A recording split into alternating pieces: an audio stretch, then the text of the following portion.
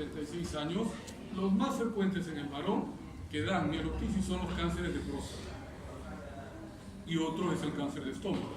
En cambio, si fuese una mujer, sería cáncer de cuello uterino, cáncer de estómago también. O también las infecciones granulomatosas, por ejemplo, la tuberculosis biliar, ¿no es cierto? Que es por vía hematógena, da granulomas. La brucela, la tifoidea, produce granulomas que disminuyen el compartimiento de las células normales. Y entonces, ¿qué te dan? Citopenia o pancitopenia. En quinto lugar está la segunda anemia más frecuente en el mundo después de la anemia ferropénica, que es la mal llamada anemia por enfermedad crónica. En realidad se debería llamar anemia inflamatoria. ¿Por qué? Porque ella se da debido a un proceso inflamatorio que se produce cuando hay una agresión. Puede ser tumoral, puede ser infecciosa o puede ser reumatológica. Entonces, ¿y qué sucede en la anemia por enfermedad crónica? Que las proteínas que nos van a defender del agente agresor impiden que el hierro se utilice. Por ejemplo, la lactoferrina es una buena proteína porque nos ayuda en la defensa, pero impide que el hierro que está en la médula ósea se utilice para formar nueva hemoglobina. Entonces, hay hierro, pero no se puede utilizar. Esa es la contradicción en la anemia por enfermedad crónica. Y lo peor es que esta anemia por enfermedad crónica puede superponerse a la anemia ferropénica. Las dos anemias pueden coexistir. Entonces, recordar que la anemia por enfermedad crónica que está mediada por las proteínas que median el proceso inflamatorio o tumoral impiden la utilización del hierro medular. En sexto lugar está la anemia por insuficiencia renal crónica. ¿Qué hemos dicho que se produce en el riñón? La eritropoyetina. Entonces, si un riñón tiene una función que está muy deprimida y la depuración de creatinina es mayor de 30 mililitros por minuto, perdón, como yo soy alérgico y cuando hay este ambiente está muy húmedo, ¿eh? Se nota, uno entra y se siente el olor aguardado, humedad, deben haber hongos por aquí. No, es cierto. Yo entré y dije, pucha, y como soy alérgico, ya me fregué porque no tomé la loratadina, pero ya estoy aquí, adelante nomás, pues, ¿no? Entonces, en la anemia por insuficiencia renal crónica no se produce la eritropoyetina. Y en la anemia por endocrinopatía, las anemias por endocrinopatía son multifactoriales. Por ejemplo, acordémonos de una hipotiroidea. En el hipotiroidismo todo es más lento, ¿verdad? Por eso la mujer engorda. O el paciente engorda, sea hombre o mujer. Segundo, los ciclos menstruales en el caso de la mujer se hacen más cortos y más abundantes. Entonces pierde más hierro. Y además hay un componente inflamatorio. También está presente el quinto lugar. Entonces, en las endocrinopatías, las anemias son multifactoriales. Lo mismo sucede con la diabetes. La diabetes, cuando tiene más de 10 años, produce también una anemia multifactorial.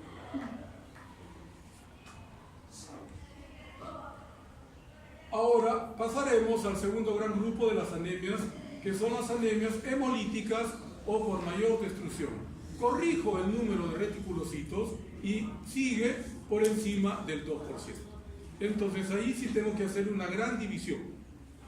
En las anemias hemolíticas congénitas, que están relacionadas a la estructura del glóbulo rojo, y las anemias hemolíticas adquiridas, en donde el glóbulo rojo es normal y más bien sufre una agresión extraña. Por ejemplo, en la anemia hemolítica inmune, que un complejo inmune se pega a la membrana del glóbulo rojo e induce su destrucción. Entonces, empezaremos por las congénitas. Las congénitas también se llaman intracorpusculares. El defecto es inherente al glóbulo rojo. Premisa: todas las anemias hemolíticas congénitas son más frecuentes en la población de raza negra. ¿Por qué? Porque el hombre apareció en África. Y últimamente ya los ingleses, que se creen los blancos de siempre, han tenido que reconocer que los pobladores que llegaron a la isla de Inglaterra eran negros. Y debido a que estaban lejos del sol, lejos del Ecuador, han ido cambiando el color. O sea, han descubierto que los primeros que llegaron a Inglaterra eran negros y tenían ojos azules. Y en España, en León, han descubierto lo mismo. Eso ha salido hace poco. Hace como 2 o 3 meses ha salido publicado. Entonces, nuestros ancestros son africanos. ¿Cómo llegaron aquí? Dios lo sabrá nomás, ¿no? Pero también tenemos ancestros africanos. Entonces, el defecto está en el glóbulo rojo. Cuando el defecto está en la membrana del glóbulo rojo se llama membranopatía.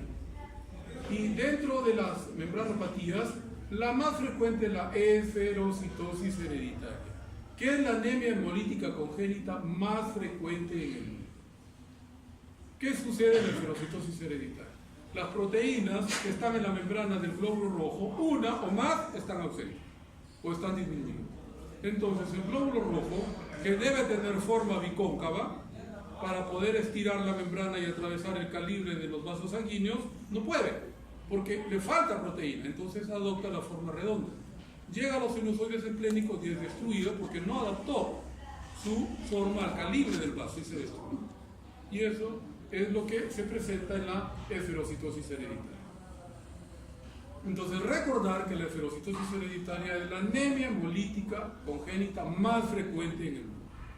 Después viene la eritrocitosis hereditaria, que es una variante de la anterior, pero esta es una alteración cuantitativa, menos cantidad de proteína. En cambio, esta es una alteración cualitativa. Después vienen las enzimopatías. ¿Para qué sirven las enzimas en el rojo? Para la obtención de la energía, los famosos ATPs. Y tenemos 2 vías importantes, ¿no es cierto? La vía aeróbica y la vía anaeróbica. Entonces, las enzimas que participan en esas vías también pueden tener deficiencia. Entonces, las enzimopatías más frecuentes son 2. La deficiencia de glucosa 6-fosfato deshidrogenasa y la deficiencia en piruvato quinasa. Muchos autores dicen que la deficiencia en piruvato quinasa es la enzimopatía más frecuente. ¿Por qué? Porque se puede presentar en hombres y en mujeres. En cambio, la anterior, la glucosa 6-fosfato deshidrogenasa, el gen que codifica la síntesis de la enzima está en el cromosoma X. Por lo tanto, es el varón el que sufre la enfermedad, la mujer no. Porque para que la mujer sufra la enfermedad debe ser homocigota, las 2X deben estar alteradas. Como no es así, no sufre ella la enfermedad.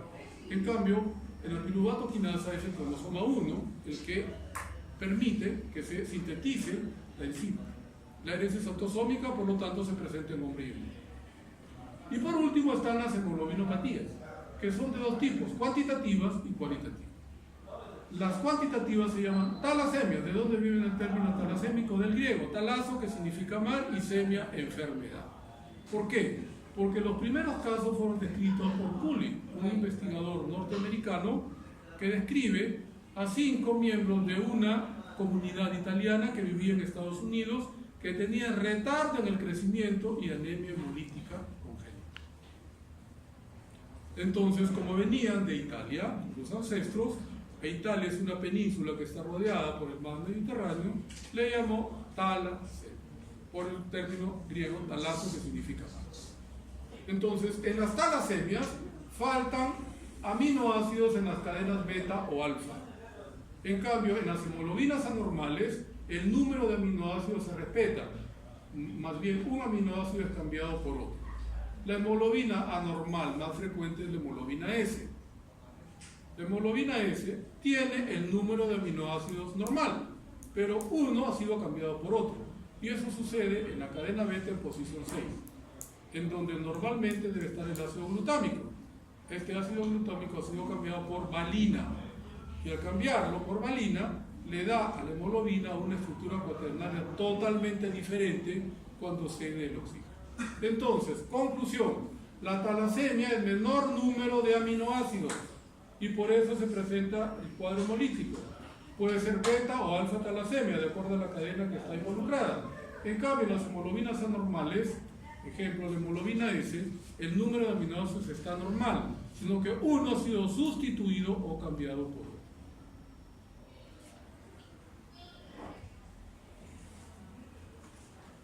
Las adquiridas, en cambio, son aquellas en donde la persona nació normal, pero por alguna razón su glóbulo rojo es agredido.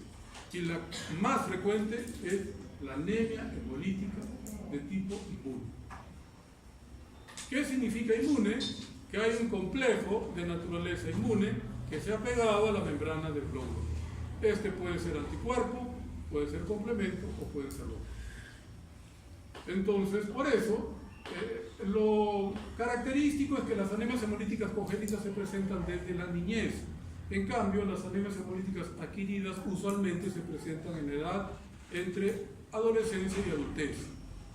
Es raro que un niño presente una anemia hemolítica con un directo positivo. No es que no se presente, pero no es lo frecuente. Entonces, cuando no tengo antecedentes previos de anemia hemolítica y me presenta la famosa sigla PIE, palidez, ictericia y adenomegalia, le pido un test de CUM directo. Si me sale positivo, es inmune. Entonces, le busco causas. Si no encuentro causas, es primaria o idiopática, que es la más frecuente. Y si encuentro causas, estas pueden ser, por ejemplo, cuadro linfoproliferativo, los linfomas. Hemos dicho que los linfomas son las neoplasias hematológicas de origen extramedular. Puede ser Hodgkin o no Hodgkin. Y la leucemia linfoide crónica. La leucemia linfoide crónica hay un exceso en la producción de linfocitos B. ¿Y qué producen los linfocitos B? Las inmunoglobulinas. Entonces pueden dar una anemia hemolítica inmunológica. Después tenemos a las colagenopatías, como el lupus y la artritis reumatoide. Infecciones bacterianas, como la brucela, también puede dar un directo positivo. Infecciones virales, como la hepatitis, B y C, y el virus del VIH. Recordar que el virus del VIH puede dar cualquier alteración hematológica. Puede inducir aplasia medular, puede inducir anemia por enfermedad crónica, puede inducir leucemia, puede inducir linfoma y puede inducir PTI. Muchos VIH pueden debutar con PTI, con púrpura trombocitopénica inmune. Después tenemos a las neoplasias no linfoides, como sucede con el tumor de ovario, y los medicamentos. De ellos es importante para nosotros como país recordar a la rifampicina, porque la rifampicina la utilizamos aún para el tratamiento de nuestras endemias infecciosas, ¿verdad? Como son la tuberculosis y la brucelosis. Entonces la rifampicina puede inducir la formación de un complejo inmune que induce la destrucción de los glóbulos.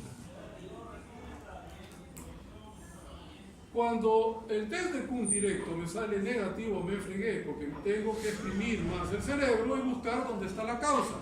Y a lo mejor la causa la encuentro a nivel cardíaco. ¿Cuál es la causa más frecuente de fibrilación auricular en nuestro medio? La endocarditis bacteriana.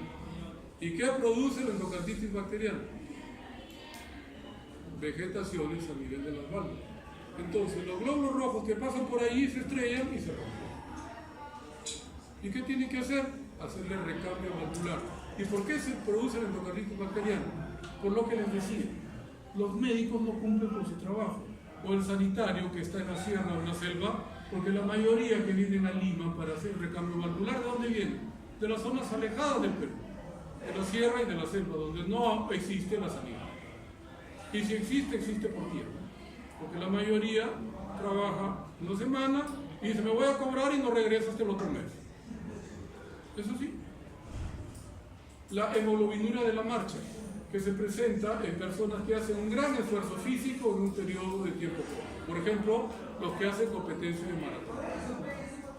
Después, la anemia hemolítica microangiopática. Es aquella en donde por alguna razón se daña el endotelio de la microvasculatura, los pequeños vasos. Entonces, ¿cuál es la respuesta natural al daño del endotelio? ¿Qué hace nuestro organismo para reparar ese daño? Forma un coágulo o trombo. Y como es microvasculatura, que apenas si se nota, entonces los glóbulos rojos que pasan por ahí se estrellan contra el coágulo y se rompen, ocasionando a los esquistocitos. Entonces, si a ustedes les ponen un problema, un caso clínico donde hay esquistocitos, se trata de una anemia hemolítica microangiopática, porque son patoneumónicos de ellos. Ejemplo, la coagulación intravascular diseminada, la púrpura trombótica trombocitopénica, el síndrome hemolítico. Son variantes de las anemias hemolíticas microangiopáticas. Después están las anemias hemolíticas mediadas por intoxicación de agentes químicos y físicos. El Perú es un país que tiene casi todos los pisos ecológicos del mundo, ¿verdad? Y además es un país minero. Por lo tanto, estamos expuestos a intoxicación por metales o por minerales. Se ha medido la cantidad de plomo que hay en la sangre de los niños que viven en el trayecto, a lo largo del Callao, en el trayecto de los vehículos que traen los metales de la sierra hacia el puerto del Callao, y ellos tienen un alto nivel de plomo en la sangre. ¿Eso qué significa? Que no están trabajando bien, no están cuidando lo que vendría a ser el ambiente, ¿verdad? Eso es lo que está sucediendo. Después el cobre, y la enfermedad por intoxicación de cobre se llama enfermedad de Wilson. El oxígeno, cuando nosotros lo indicamos, no lo damos puro, ¿verdad? Lo damos húmedo. Lo hacemos pasar a través de un frasquito con agua, porque si lo damos puro induce hemólisis. Los venenos. El Perú, por ser mega biodiverso, tiene serpientes e insectos venenosos.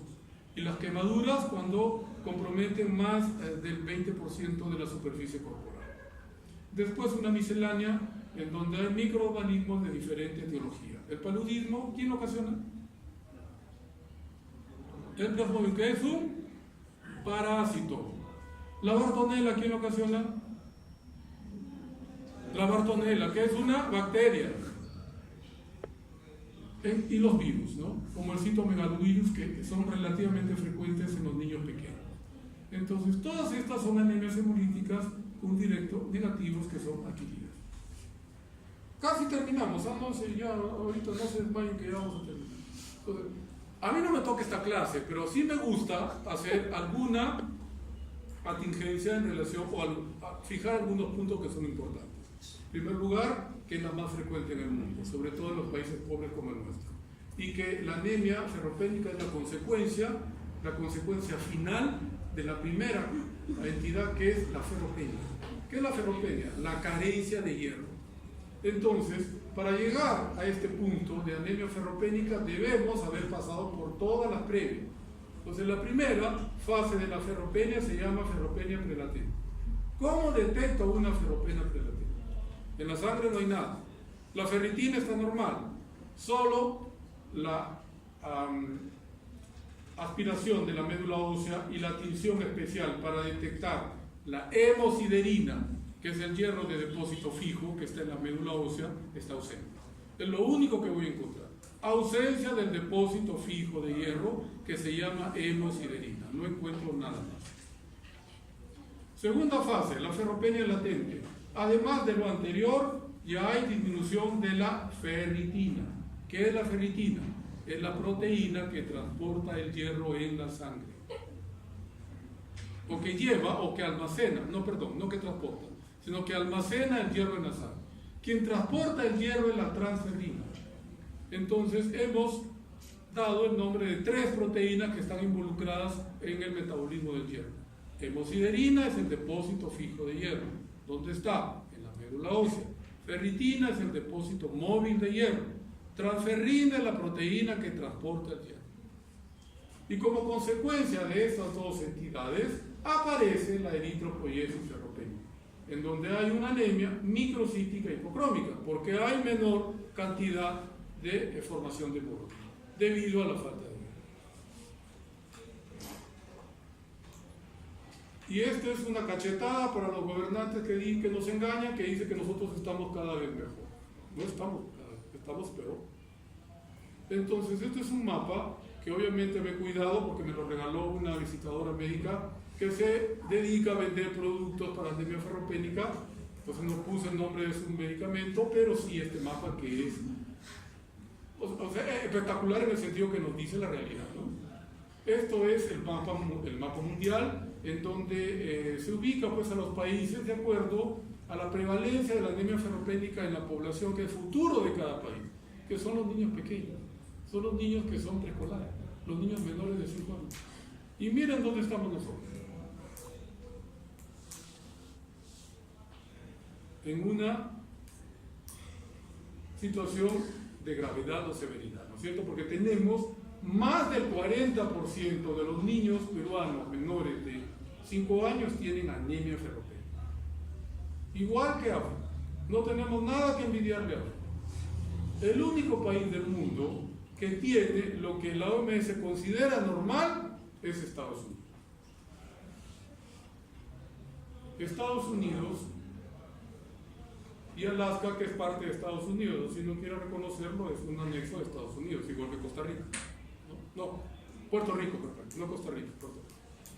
Entonces, lo ideal sería que la anemia ferropénica sea menos del 5% de la población preescolar. Brasil es la 10ª economía del mundo, ¿verdad? Pero está igual que nosotros en lo que es anemia ferropénica. ¿Por qué? Porque nosotros vivimos en este continente, que es desde México hasta Chile, que se llama América Latina. Y América Latina es el continente más desigual del mundo. Miren ustedes, ya en la anemia ferropénica, cómo los países que integran América Latina tienen una prevalencia diferente. En cambio, los otros más o menos se parecen. Entonces, eso nos dice que vivimos en este continente que es el más desigual.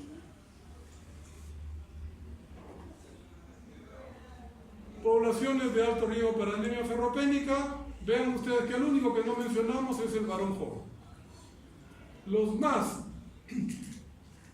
sensibles son los niños pequeños, de 6 meses a 2 años, considerados de altísimo riesgo. ¿Por qué? Por el crecimiento rápido. Porque se supone que ellos son hijos de una mujer que recibió hierro durante su embarazo, que no fue anémica, y al no ser anémica le da reservas de hierro hasta los 6 meses de edad. Pero ¿qué sucede en el Perú? Que la mayoría de gestantes son anémicas. Por lo tanto, en el Perú los niños presentan anemia ferropénica antes de los 6 meses de edad, porque son producto de una madre que no tiene una hemoglobina normal, y menos un hierro adecuado. ¿Por qué? Porque les dan sulfato y nadie lo soporta. Entonces, seguimos fregados, recontra fregados, por esto. Después vienen los niños de 2 años o 5 años, que crecen, pero ya no crecen tan rápido como hasta los 2 años. Después nuevamente los adolescentes. Acuérdense ustedes cuando fueron adolescentes, y es más llamativo en el varón, porque la mujercita es más, siempre más tranquila, aparentemente es más tranquila, ¿no? Estudiosa. En cambio el varón no, pues no, pero llega a los 12 años, se queda dormido, mejora su rendimiento escolar y cierra la puerta de su cuarto, que ya es por otra cosa, ¿no? Y ellos lo saben.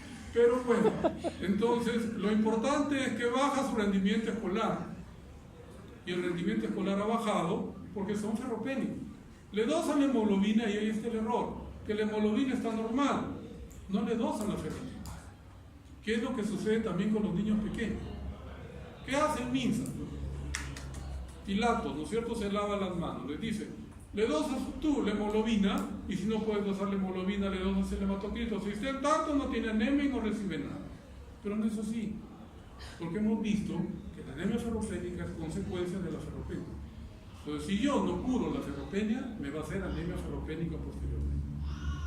Entonces, al jovencito que crece 10, 12 o 15 centímetros de acuerdo a lo que come y de acuerdo a sus genes, obviamente se va a hacer ferropénico, sin anemia, que es lo que tienen la mayoría de las mujercitas que están aquí. Tienen ferropenia sin anemia. Los síntomas son los mismos: piel seca, uñas secas, cabello seco y sueño. Empiezan a mirarse las uñas y a tocarse el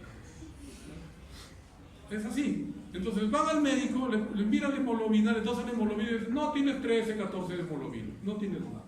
Y es mentira. Le miran la ferritina y tiene 4.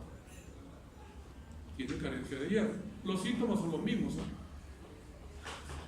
Después están las mujeres en edad reproductiva y los ancianos. ¿Por qué? Porque los ancianos, por envejecimiento natural, aparece la gastritis crónica atrófica. Entonces, ya no se convierte el hierro vegetal, que necesita del pH ácido del estómago para convertirse a valencia 2 y se puede absorber. Entonces, aquí le hemos mencionado al varón joven. Si un varón joven tiene una anemia ferropénica, está fregado. El 80% de la causa está a nivel del tubo digestivo. Y en el 80% de casos tiene un cáncer que puede ser en el estómago, puede ser en el duodeno o puede ser en el colon. Y cuando tiene más de 40 años, de la próstata. Y estos son los requerimientos diarios de hierro que debemos dar en la dieta de acuerdo a la edad. Miren ustedes las cantidades, ¿no? Un niño de 1 a 5 años necesita 8 miligramos por día, que es imposible dárselo con la comida, imposible. Entonces, ¿qué tenemos que hacer? Darle suplemento de hierro. Los niños de 5 a 12 años, 12 miligramos, mucho más que un varón adulto. El varón adulto, 10 miligramos, la mujer en edad fértil, en promedio 14 miligramos por día, pero dependerá de su ciclo menstrual. Y ahora, muchas mujeres tienen regla larga. ¿Por qué? Porque tienen quistes en el ovario o tienen mioma y son mujeres jóvenes. Algo estará pasando. Entonces tienen reglas largas y eso las conlleva anemia ferropénica. Y la gestante, en donde el niño le quita el hierro a la madre, le quita el poco hierro que tiene. Sobre todo la mujer embarazada del tercer trimestre, en donde el niño ya se formó y este solamente crece, necesita un aporte de 16 miligramos por día de hierro elemental para no hacer anemia ferropénica y poder darle a su hijo los 6 meses de reserva que debería dar. Entonces, como los peruanos somos, ¿cómo puedo decir? Contradictorios, por decirlo de alguna manera. Ustedes han visto, cuando han escuchado, ¿no es cierto?, por la televisión, a veces por el cine, que nuestros alimentos están enriquecidos con hierro. ¿Pero cuáles? La leche, que es cara, ¿no es cierto? El yogur, que es caro. En cambio, en Europa, ¿qué hicieron? Enriquecieron con hierro los productos de alta demanda popular. ¿Cuál? El pan, el trigo. En Italia, los fideos. Todos los italianos comen fideos. Entonces, con eso es que ellos han podido superar sus cuadros de anemia ferropénica. En cambio acá no, pues una lata de leche, ¿cuánto cuesta? Más de 5 soles. ¿Tú crees que una familia que tiene un ingreso menor de 1.000 soles y que está constituida por 5 miembros en la familia, el niño va a tomar las 3 tazas de leche que le corresponden al día? No, no las va a tomar. Es así. Tenemos que ser reales o realistas. Y por eso es que se presenta la anemia.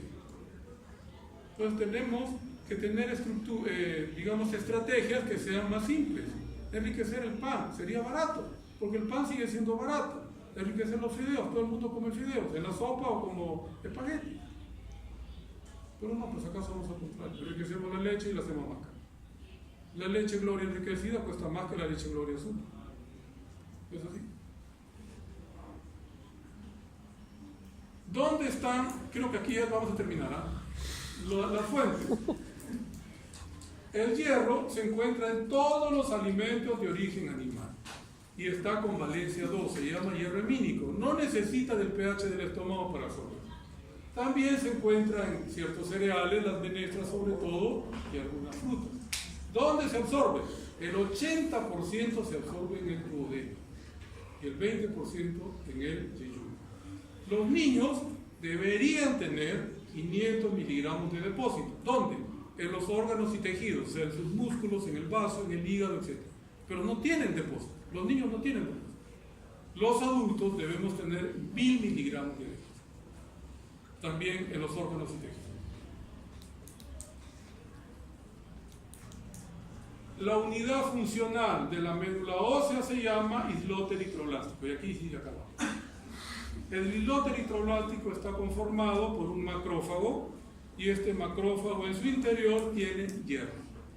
Este macrófago está rodeado de eritroblastos, que son los glóbulos rojos inmaduros. ¿Qué hace la transferrina? Permite que el hierro que está en el macrófago salga de él y lo incorpora al eritroblasto. Eso es lo natural. ¿Qué sucede en la anemia ferropénica? Que el macrófago medular no tiene hierro, porque no hay hemosiderina. Entonces la transferrina no tiene nada que entregar al eritroblasto. Y aparece el glóbulo rojo pequeño, el pálido, microcíclico, por la falta de hierro. Entonces, importante, el hierro corporal, el hierro que está en todo nuestro cuerpo, el 80% está bajo la forma de hemoglobina. El resto se reparte en los depósitos móvil, ferritina, fijo, hemosiderina y en algunas otras proteínas, pero en pequeñas cantidades. Por ejemplo, el polimorfo nuclear tiene una enzima que se llama mieloperoxidasa. Esa enzima mieloperoxidasa nos ayuda en la defensa. y necesita de hierro. Si esa mieloperoxiasa no tiene la suficiente cantidad de hierro, ese neutrófilo no nos va a defender bien, porque no está constituido bien, no está bien hecho. Entonces vamos a ser presa fácil de las infecciones. Como les dije, terminamos, ¿no? Cae bien, ahí sí todo el mundo se despierta y podemos decir salud. Ok, entonces